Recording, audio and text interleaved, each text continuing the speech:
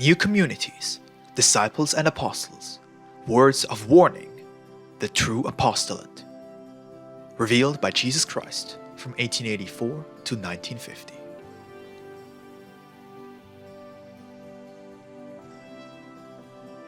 Words of warning to those who hear of the spiritualist work.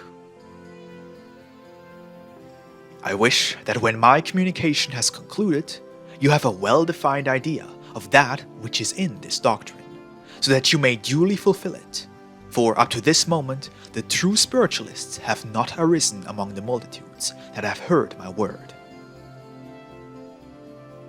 Until now, it has not been spiritualism that you have practiced, but rather a version of my work as you have conceived of it, but which is very far from true spirituality.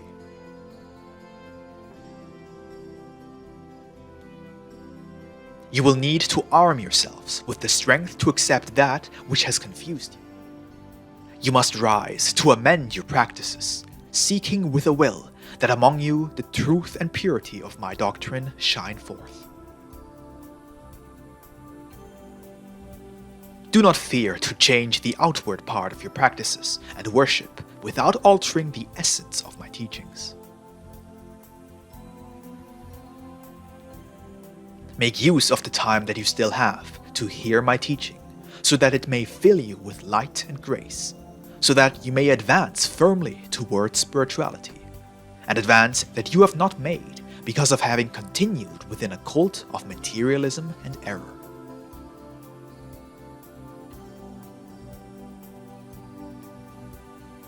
Until now, you have lacked faith to renounce your forms, your rituals, and your symbols, to seek me spiritually among the infinite.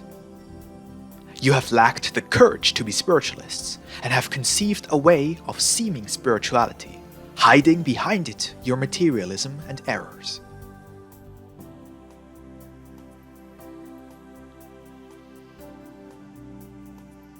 I do not wish you to be hypocrites, but sincere lovers of the truth. It is therefore that I speak with great clarity, so that you may cleanse your lives and show the world the truth that is in this work. Do you say you are spiritualists? Then be so, in truth. Do not speak of my doctrine while you do all that is contrary to it, for with your acts you will only confuse humanity. Above all, know that which is my work, what my law means, what your calling is, and how you must carry it out, so that if you do not have a guide worthy of marking your steps, you may be guided by conscience and by the knowledge of my doctrine that you have acquired. Thus, you cannot blame another for any misstep or error.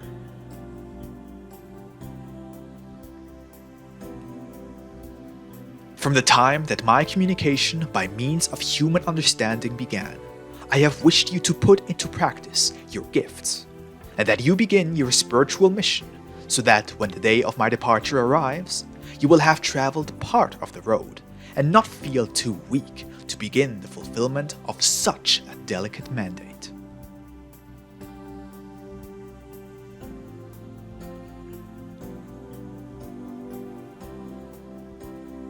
Some have known how to interpret the divine idea and have made efforts to bring it to fulfillment.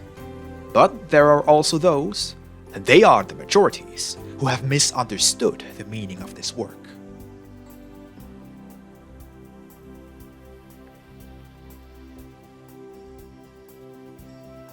These are the errors that I come to bring to the attention of this people, for I do not wish those who have been so long instructed to be mocked by humanity.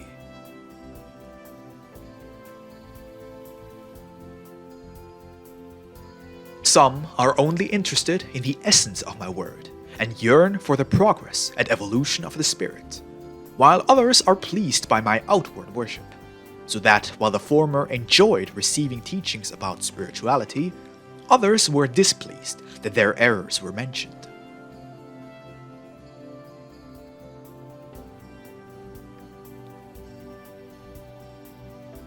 Only I know who will have to answer to me for all that which should have been known through my spokesman, but has been withheld.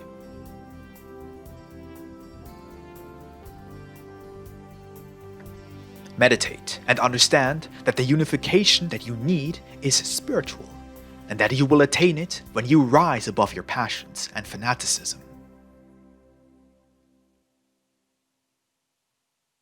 How can you create peace when each goes forth, proclaiming his own teachings as the only truth, while combating that of all others as false?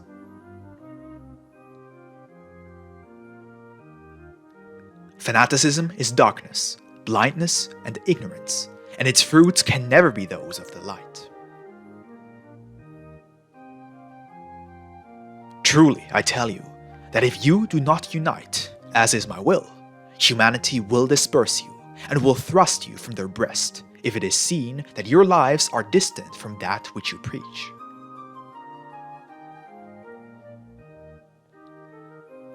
What will happen if men discover that in each place there exists a different form of worship and a different way of practicing my doctrine?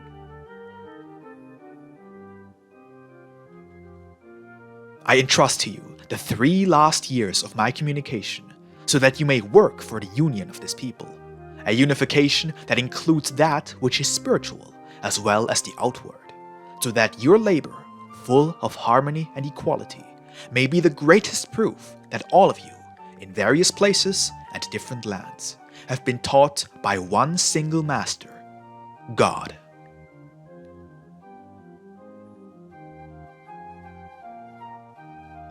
The true apostolate, the new apostles.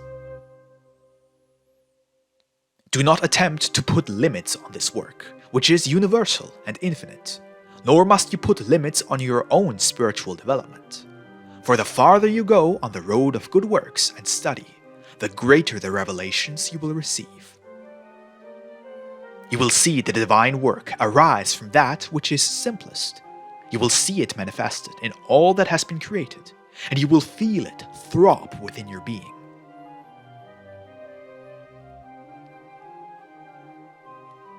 This is the simplicity with which I come to teach the disciple of spiritualism, so that he too may be simple, like his master. Let the disciple persuade and convert by the truth of his words and the power of his works, without seeking to surprise anyone with mysterious powers or extraordinary faculties.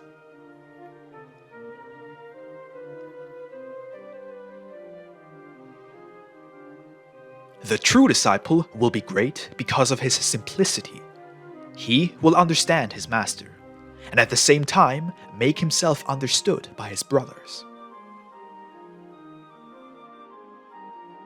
The disciple of Jesus is he who subjugates with the persuading and consoling word, who raises up and resuscitates, making of the defeated victors over themselves and over adversity.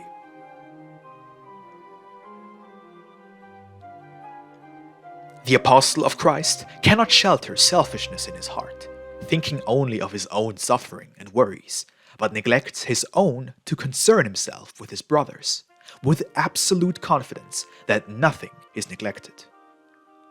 For the Father immediately helps those who have abandoned their own worries to assist a child of the Lord that needs spiritual sustenance.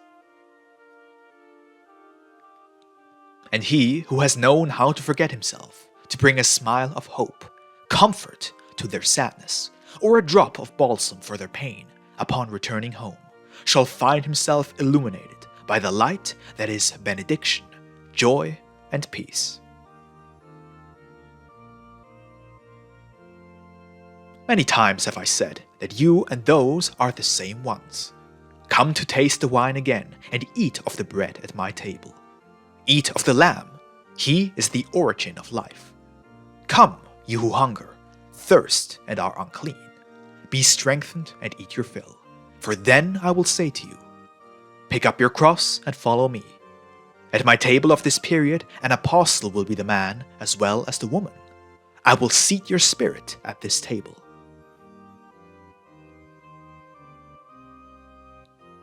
It has been the women who, during this period, have raised the spiritual banner before the multitudes. They have been leaving along the pathway the imprints of the apostle, zealous of the Father's law.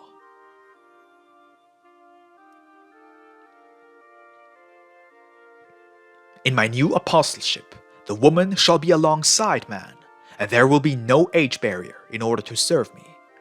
The same will it be for the adult, as well as the child or the elder. The same for the maiden, as well as the mother. Because again I say to you, that it is your spirit whom I seek, and that he has left his infancy a long time ago. If I told you in the second era that my kingdom is not of this world, now I tell you that neither is yours. For this dwelling place, as you well know, is a temporary one for mankind. I come to show you the true life, that which has never been based in materialism. For that reason, men will once again rise up against my eternal doctrine, with my same teaching as always, which is of love, wisdom, and justice, though that will not be immediately understood. Humanity will once again judge me, and once again put me upon the cross. Yet I know that my teaching must pass through this to be recognized and loved. I know that my tenacious persecutors will later be my faithful and unselfish sowers, for I will give them very great proofs of my truth.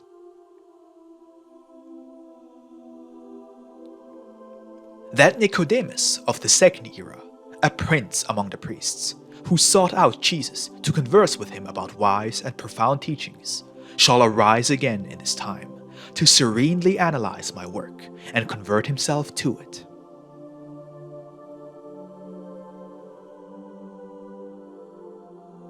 That Saul, called Paul, who, after persecuting me furiously, became one of my great apostles, shall appear again in my road, and from everywhere shall come forth my new disciples, some fervent, others self-effacing. The present hour is of great importance. The time of which I am speaking comes upon you.